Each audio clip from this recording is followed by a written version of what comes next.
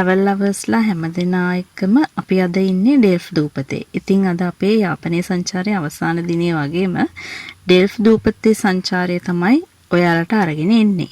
යාළුවනේ ඔයාලට පේනවද ඩෙල්ෆ් දූපතේ බැමිවල තියෙන විශේෂත්වය?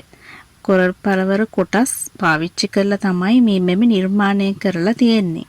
ඉතින් යාළුවනේ බලන්න මෙන්න මේ ගල දිහා. මේ ගල ක්‍රමයෙන් වර්ධනය වෙනවා කියලා තමයි කියන්නේ. මේ ගලත් කොරල් වලටම සමානයි කියලා තමයි මට නම් පේන්නේ. ඔන්න අපි මේ ඉන්නේ බයෝබැබ් ට්‍රී එක ගාව. ඉතින් මේ ගසේ වට ප්‍රමාණය දිහා බලනකොට මේ ගහ කොච්චර පරණ නැද්ද කියලා හිතෙනවා.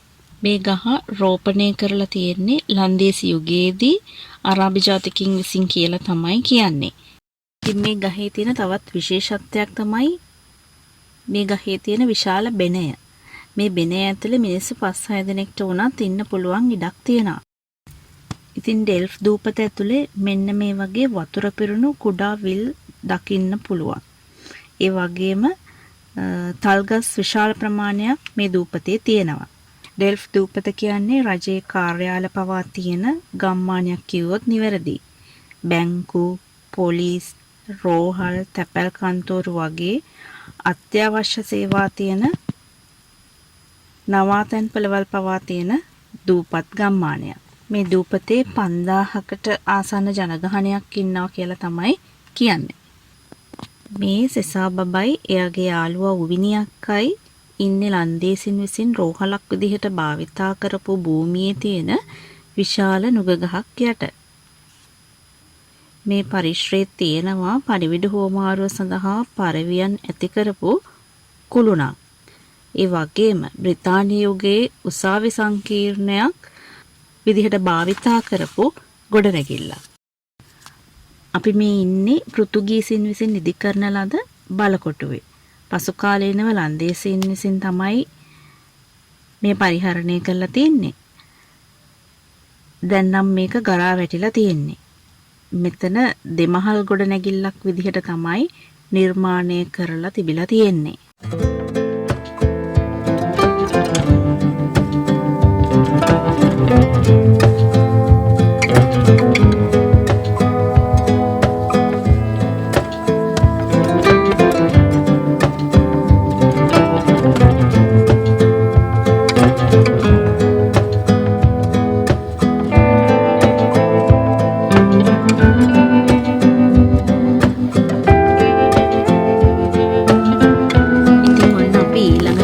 ඩෙල්ෆ් වල තියෙන ලස්සන මුහුදු වෙරළකට.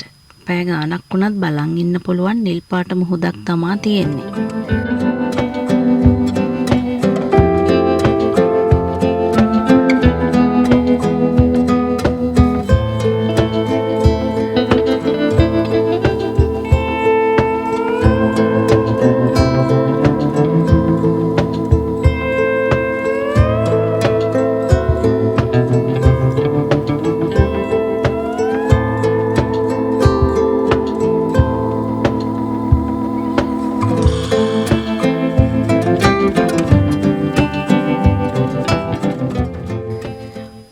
ඉතින් අපේ කට්ටිය නාන්න තමා හදන්නේ.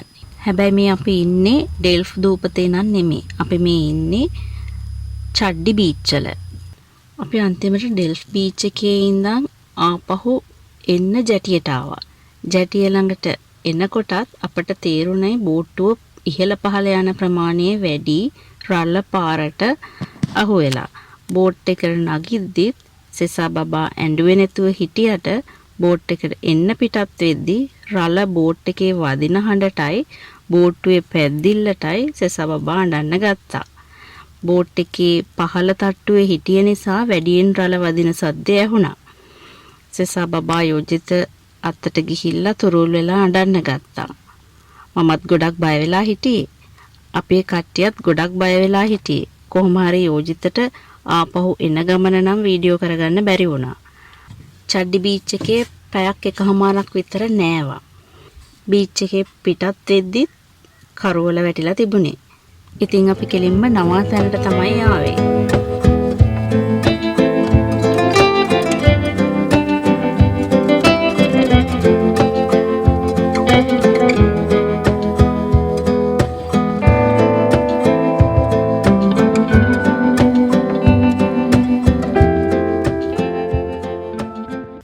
යාළුවනේ යාපනයේ සංචාරයේ 3 වෙනි දවස තමයි මේ. කට්ටියම මේ ලෑස්තිලා ඉන්නේ ගෲප් ෆොටෝ එකක් ගන්න. බලන්න අපේ ගෲප් ෆොටෝ එක ලස්සනයිද කියලා.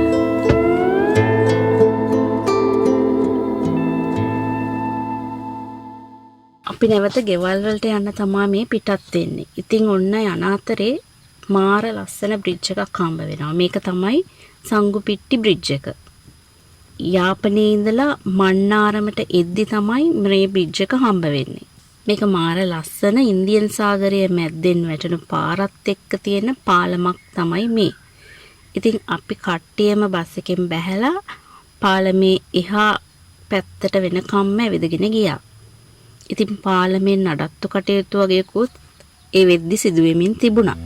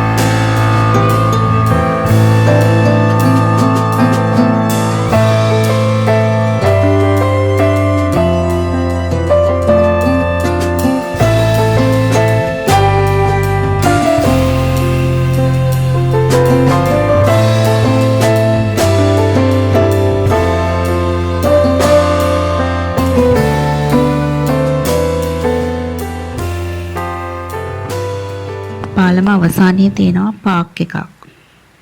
ඔන්න එතන සෙසා බබයි උවිනියක්කයි කා එකක් පදින්න තමයි හදන්නේ. මුලින්ම සෙසා බබා බෑ කියලා බැස්සට එයාගේ යාළුවා කා එකේ යනවා දැකලා ආයෙම නැග්ගා. ඊට පස්සේ නම් එයා කැමැත්තෙන් කා එකේ ගියා.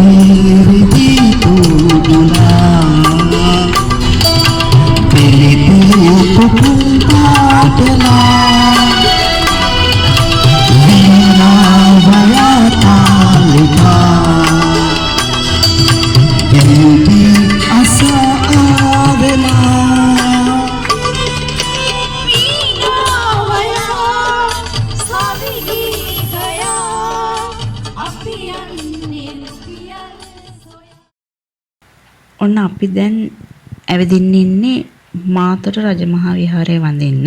මේ විහාරස්ථානය මාරම නිස්කලංක වටපිටාවක පිහිටලා තියෙන්නේ. අධික වියලි කාලගුණයක් තියෙන පරිසරයක පන්සල් භූමියේ ගස්වලා ඒ වගේම වියලි කාලගුණයක් තියනවා කියලා නොදැනෙන විදිහට ලස්සනට හදලා තියෙනවා. පන්සලේ වැඩ වාසය කරන ස්වාමින් වහන්සේ අපේ කණ්ඩායමත් සමග කතා බහ කළා. පන්සල හදපු විදිහ, මන්නාරමේ ඉතිහාසය ආදී ගැන කරුණු කියලා දුන්නා.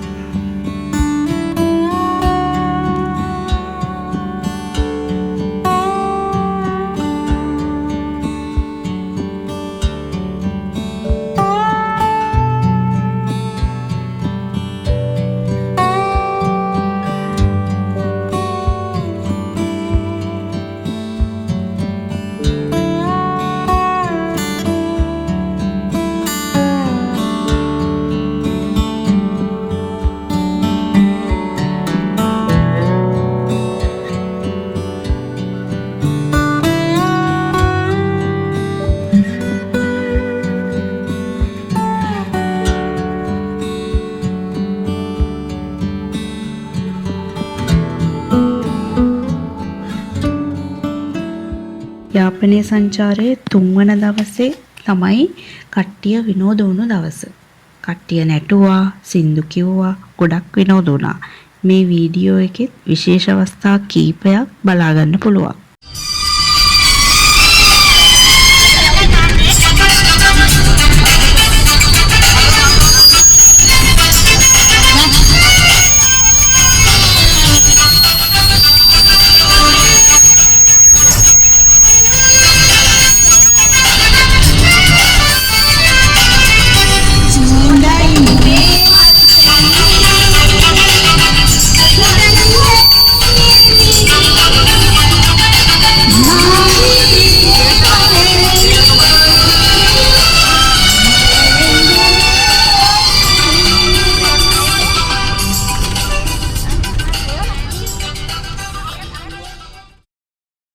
ඊළඟට අපි ගියේ මන්නාරම පල්ලිමුනේ පිහිටි බයෝබැබ් ගස බලන්න.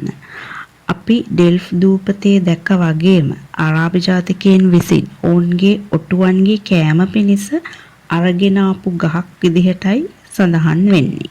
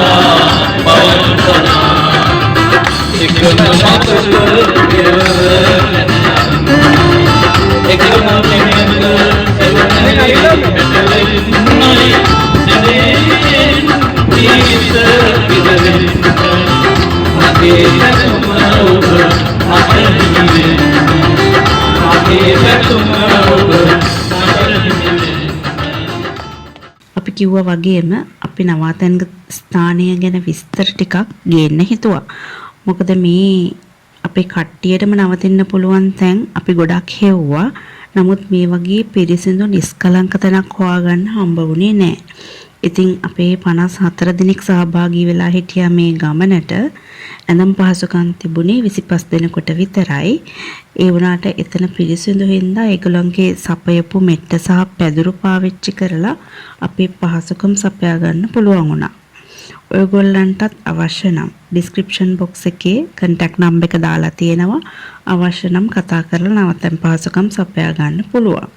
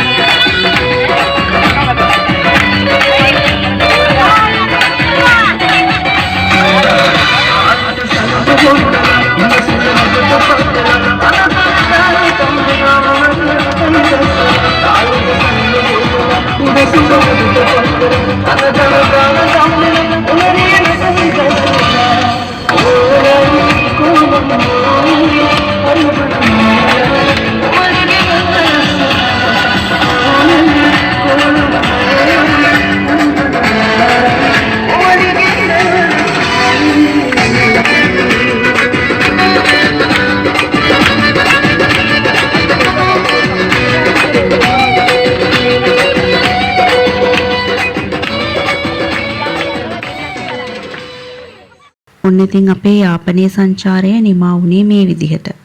ඉතින් අපි අන්තිමට මඩුපල්ලියට ශ්‍රී මහා බෝධියට සහ රුවන්වැලි සෑය වඳින්නත් ගියා. චාරිකාවට සහභාගී වුණ හැමෝම ගොඩක් විනෝදයෙන් සුහදව චාරිකාව නිමා කරන්න උදව් කළා. ඉතින් මේ හැමදෙනාටමත් චාරිකාව සංවිධානයට මූලික වුණු සනස සභාපතිතුමාටත් නිලධාරී මණ්ඩලයටත් නැවත වතාවක් ස්තුතියි කියන්න මේක අවස්ථාවක් කරගන්නවා. යාපනයේ එපිසෝඩ් 3ත් එක්ක අපිත් එක්ක රැඳිලා හිටියා වගේම ඉදිරියටත් අපේ වීඩියෝ බලන්න එකතු වෙන්න. අපිව subscribe කරන්න අමතක කරන්න එපා. අපි අලුත් වීඩියෝ එකකින් ආයෙම හම්බ වෙමු. ගිහින් එන්නම්.